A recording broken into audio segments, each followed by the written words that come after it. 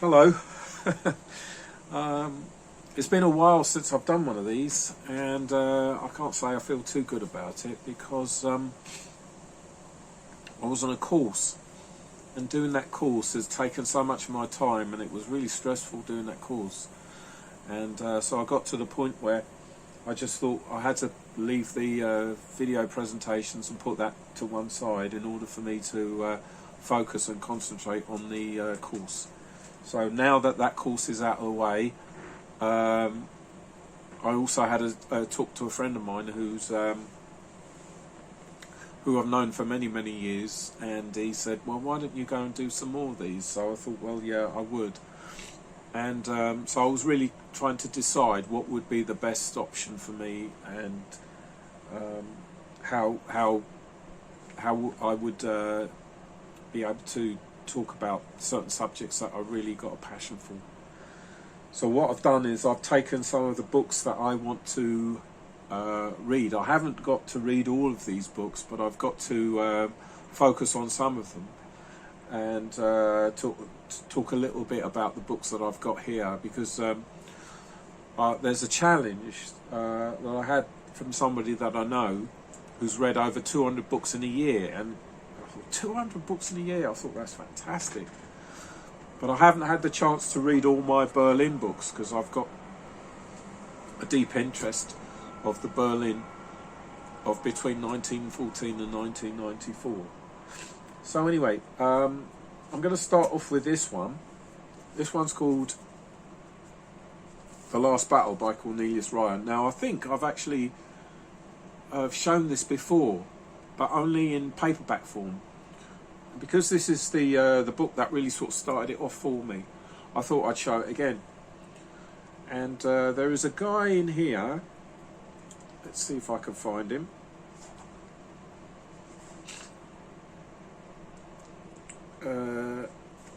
Colonel General Godrod Heinrichy. You see him there? Heinrichy. He was the defender of Berlin in 1945. So, and he had good reason to do it, because what he wanted to do was to avoid a Stalingrad in Berlin. But he did it in order to try and save as many refugees that were walking from the east into the west, and to make it to the American lines. So he had good reason to do what he did. He wasn't a fanatic. He was a soldier, and he did keep the Russians at bay at the Silo Heights. And it's something that's not often spoken about or really analysed.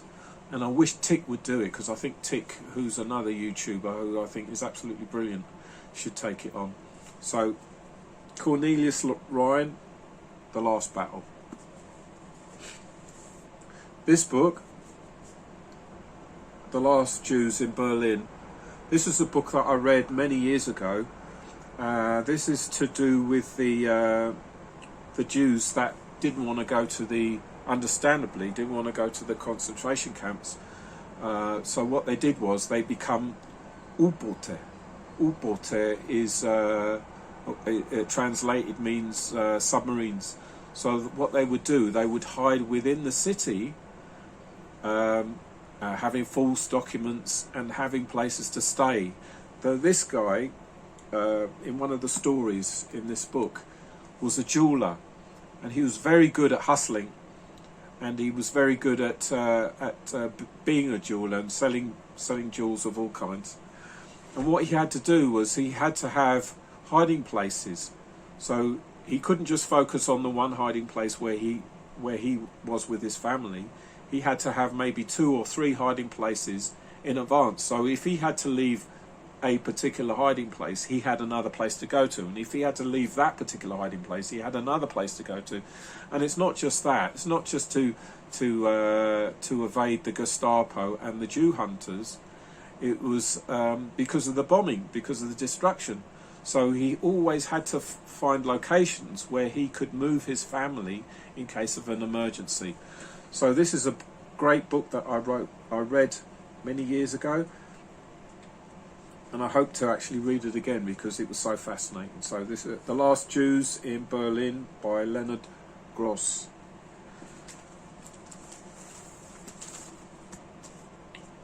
Stella by Peter Wyden.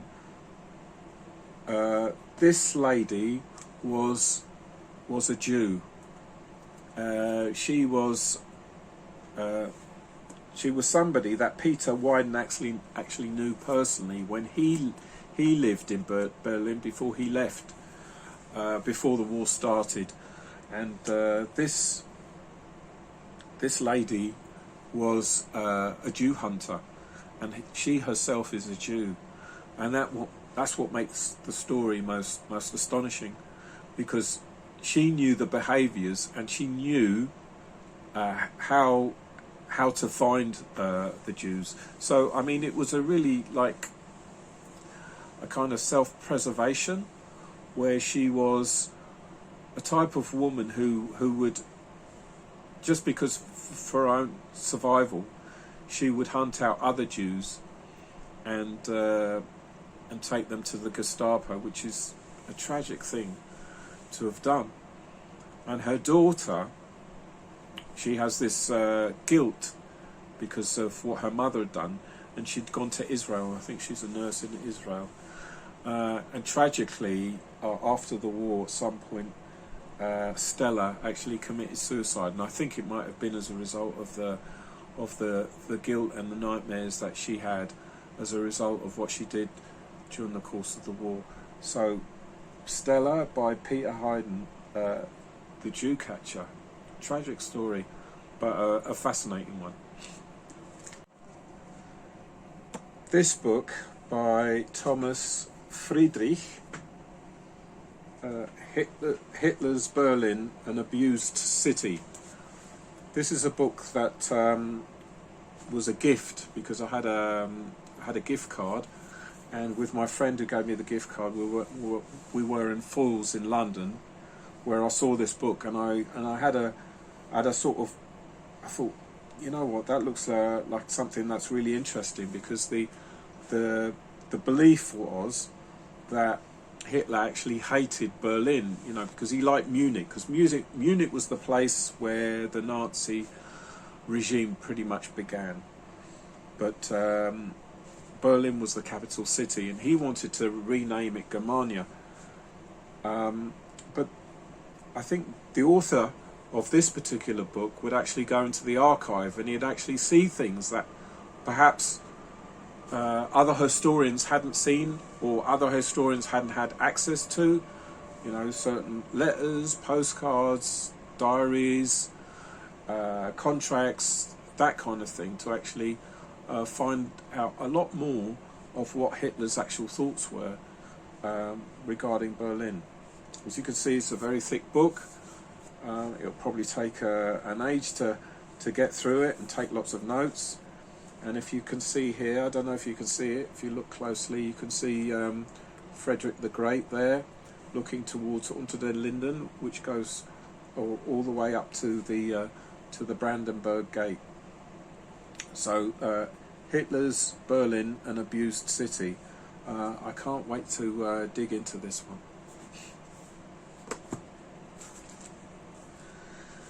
Heinrichy. This was a book written by Jodie Lomax that I wanted to talk something about, and I never got around to it. I'm only going to focus on her flying in and out of Berlin, which was something that she did, which is incredible, because the city was under siege. It was surrounded. The only way you can get in and out of the city was to fly. There was no other way around it, unless you could sort of smuggle your way through the Russian lines. This woman was a fantastic pilot. She was a test pilot. Not only was she a test pilot, but she was an ardent Nazi. And actually, after the war, she was offered a favourable position in the United States. The Americans called it Operation Paperclip, where a lot of ex-Nazis would work for the American government, and she was actually offered a position, but she said no. And eventually, I think she became an Austrian citizen, which is quite revealing. She died relatively young. Yeah, you could say relatively young, and I think it was the stress, because she was in and out of court, and she died at the age of 67, which is, yeah, I would say relatively young. And tragically, her parents committed suicide at the end of the war. So I want to talk a lot more about Heinrich, but at the moment, you know, I'd have to reread the book to get into the details of what she did and how she did it, flying in and out of Berlin, and what she did in the bunker when she got there. So Heinrich by Judy Lomax. A Woman in Berlin, Anonymous. Now this was written by a lady who survived the war in Berlin, and she survived the Russian occupation. The tragedy was, for women in Berlin, was a lot of them were raped. And one of the ways that they got around this was to partner up with a Russian officer that would sort of keep the other men at bay, kind of thing. So anyway, she had a diary. Now, I've spoken about this in one of my other videos because the film was made, and but as we all know, when you actually read a book, there's a lot more detail, and you get the atmosphere, because it's not just about what she went through, it's actually what Berlin was like after the war, because, you know, oftentimes when we think of Berlin, we always think of the course of the war, so from 1939 to 45, but this was, I believe, 3 months after the war. She kept this diary, and she didn't want anyone to know, and it was very, very difficult for a lot of Berlin women, because of what they actually went through, because they had to clear up the rubble. So they're clearing up of the city, and they were known as rubble women, or Trümmerfrauen, which is the German words for rubble women. So yeah, again, this is a book that I haven't had the chance to read. I have seen the film though, and sometimes you want to think, oh, I'd rather read the book first before I see the film. So here is the book, Anonymous, or A Woman in Berlin. Okay, this book is called Mayday, Eisenhower, Khrushchev and the U-2 Affair, by Michael R. Breschloss, I think. This is quite famous because the event caused quite a stir, because the Americans were flying over Russian territory and spying on them, and Eisenhower kept denying it, but Khrushchev caught his bluff, because Gary Powers actually crashed, and he had him on trial, and so he was sort of Eisenhower was caught out in the lie. I mean, the story is relatively famous, and again, it's quite a thick book, and it's a book that I haven't had the chance to read, I have to be honest. But why I brought it was this book here. This one is called Abel by Vin Artfi, and this is related to the story of Gary Powers, because when they did the spy swap, it was at the Glienicke Bridge. So if you can see here is the Glienicke Bridge. He was the Russian that was caught in the United States, spying on the United States, and his life was saved because they realised that they could do a spy swap, and this is exactly what they did when they went to get Gary Powers. They swapped him for Abel, And this is a book that I haven't had the chance to read, but it's so interesting actually having something, reading a book from another point of view rather than a story that everybody knows, or quite a lot of people know as part of Berlin history and a part of the spy swap at the Glinicker Bridge. So yeah, Abel, the true story of the spy they traded for Gary Powers. I think this is going to be a really good read.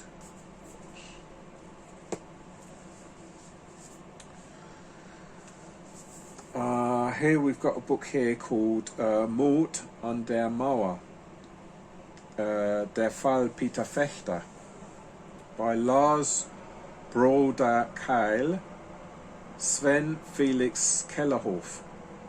Mord an der Mauer means murder at the wall, and Peter Fechter was a symbol of the tragedy of the Berlin Wall. He tried to get over the wall. Tragically, he was shot by the East German border guards, and it was at a time when there were West German police, and tragically he was dying where he fell at the Berlin Wall, and both sides didn't know what to do. So the Vopos on the eastern side didn't know what to do, and the police on the western side didn't know what to do.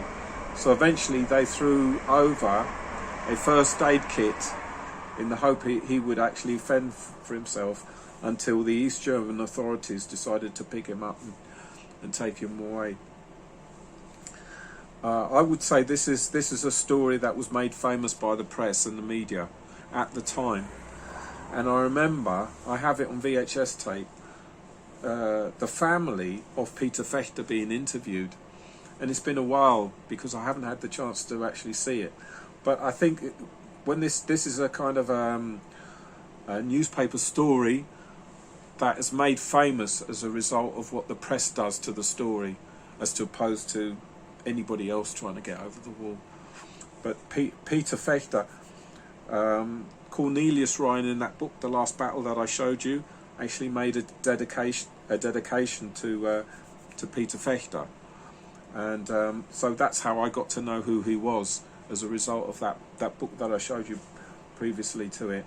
This book is in German, so clearly this is a book that will take me a lot longer to read, and I might have to read it through a few times for me to actually understand it. Even though German is my first language, I never studied German in school, so it would be a bit slow going, and it would mean that the chapters would have to be read several times through for me to clearly understand it. But yeah, this tragedy was made famous as a result of the press. Okay, the next book I've got here is Berlin, The Wall Is Not Forever, which is true, it's a fact. By Eleanor Lansing Dulles. So clearly she was the wife of one of the Dulles brothers, and we get a better understanding of who the Dulles brothers were. I've got the foreword by Chancellor Konrad Adenauer, who was the Chancellor at the time. Why I picked this book, I've never had the chance to read it, unfortunately. I've got so many books that I haven't read, and I feel so guilty not reading these books, but this particular book, I picked it because of its cover. And what you can see here, you can see the Vopos, which is the East German border guards looking over the west, and it was the binocular walls. So all they were doing they were sort of like using their binoculars to find out what was happening on the western side. And another trick that they would often use is they would use mirrors to reflect the sunlight into the eyes of those that were looking at them from the western side of the border. This occurrence pretty much went on until the very end in '89, and what I'd love to see is actually to talk to some of these people, or at least see some interviews with who these Vopos were, what their jobs were, and what they thought of it while they were doing while they were working on the border, because it was an actual border. The tragedy for me was when I was in Berlin and I actually saw the Berlin Wall and I took lots of photographs. Tragically, a lot of the photographs were lost because I'd put them up in a loft and we had a torrential downpour. And all those precious photographs that I took of the Berlin Wall were ruined as a result of the downpour. I always thought that if I ever went back to Berlin, I would try and build up a collection of photographs of what the Berlin Wall looked like, taken by tourists and taken by those that actually lived in Berlin at the time. So Berlin, The Wall Is Not Forever by Eleanor Lansing Dulles.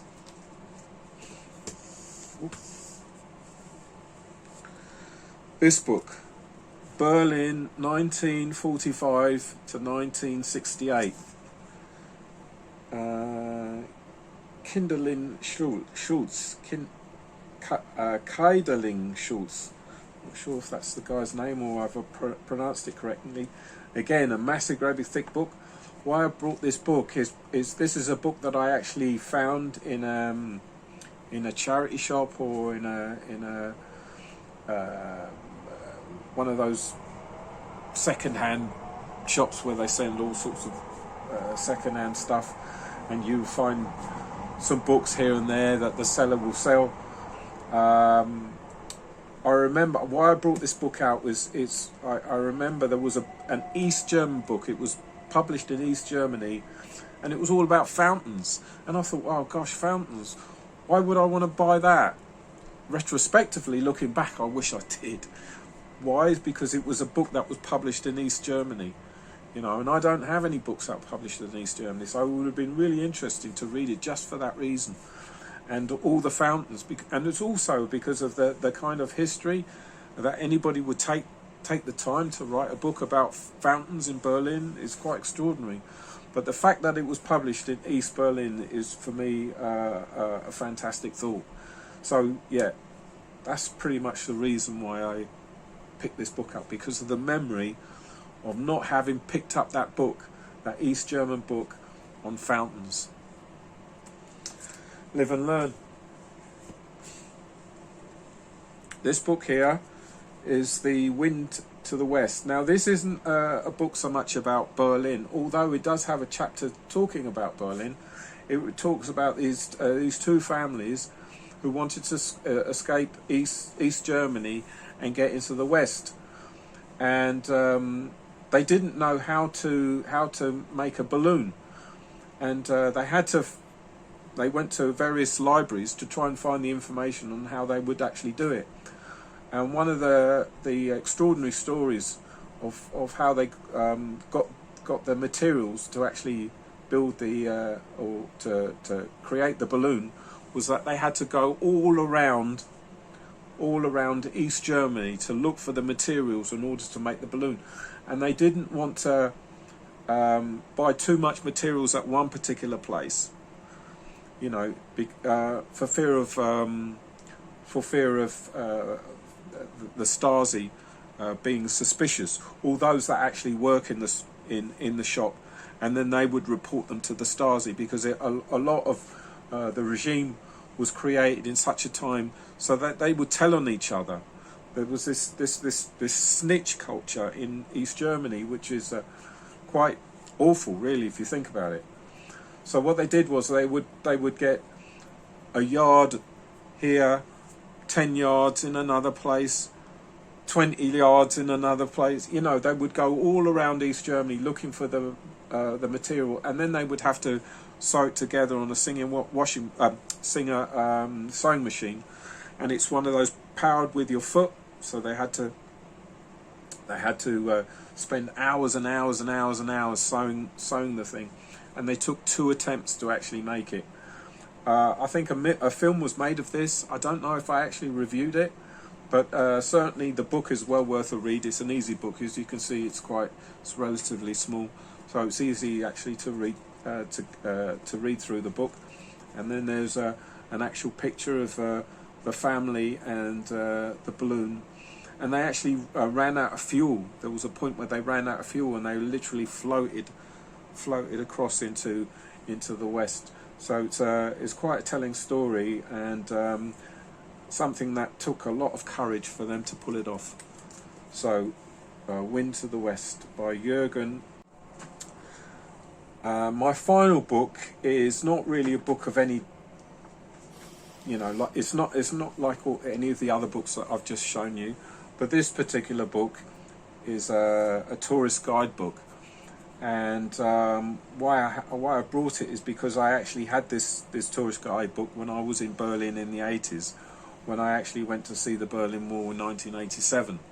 I was there for 3 days, and I decided, in fact, it was recommended to me to actually go over to East Berlin, because the opportunity arose, and if you get a chance to do something, you want to take it. So I went over to Checkpoint Charlie. I went through to Checkpoint Charlie, and I remember there was this friendly looking border guard of a certain age who had this big, peak cap and a long coat, and he asked if he could go through my bag, and I said of course, and I brought out all my books, and they were all Berlin books, Berlin guidebooks, Berlin maps, stories about Berlin, World War II Berlin, anything about Berlin. And he sort of looked at me and he thought, who is this guy? Typical tourist type, And I remember when you go over to East Berlin, you have to change one West German mark for one East German mark. Now the West German mark had a lot more value than the East German mark, and but in order for you to be able to go into East Berlin, you have to change at least 12 West German marks, and you have to spend them all for the East German marks, and you have to spend it all. So I went over to East Berlin, and I realised how dark it was. They didn't have that many sort of lampposts there, so it was really quite dark. And I was looking at shops, and I couldn't sort of find any, so dark and everything's so unfamiliar. And eventually I did find a shop that sold music manuscripts. And I remember there was this old, well, it wasn't old, maybe it looked to me like it was really old, but he wasn't. But he had a comb over, I remember that. And I remember he had a cash register, and it's with those clunky keys. And when the tray came out, it was made out of wood. And he was like one of those people that had like this really important job. And he came across like he had an important job, but the job wasn't really that important. But he just came across as though he had this important job. So I remember buying the music manuscript paper. And I kept looking at my watch because I was always worried, because I had to get back to Checkpoint Charlie before midnight. And and I sort of thought, gosh, if I didn't get back there in good time, they're sending me off to Siberia. And the other thing I had a fear of, because I hadn't spent all the money, so I thought, well, what shall I do with it? So I just threw it. I just slagged it, because I thought I'm not going to get picked up by the Stasi, because I've still got some of their money. But they never checked, so I could have had some of that East German money, as a kind of a souvenir. And the only way back that I could get to Checkpoint Charlie was I could see how brightly lit Checkpoint Charlie was because of the hangars. If you imagine you go to a petrol station, you've got the hangars and you've got these bright lights. Well, that was like Checkpoint Charlie as it was in the 80s. I was able to orientate myself to get back to Checkpoint Charlie and to make sure I got there before 12 o'clock midnight. So yeah, this guidebook, I'll never get rid of it. So that pretty much concludes my presentation. I hope you will stick around, and because I've got lots more to offer, lots more to talk about, and there's lots more things that I'd like to review. Until then, take care.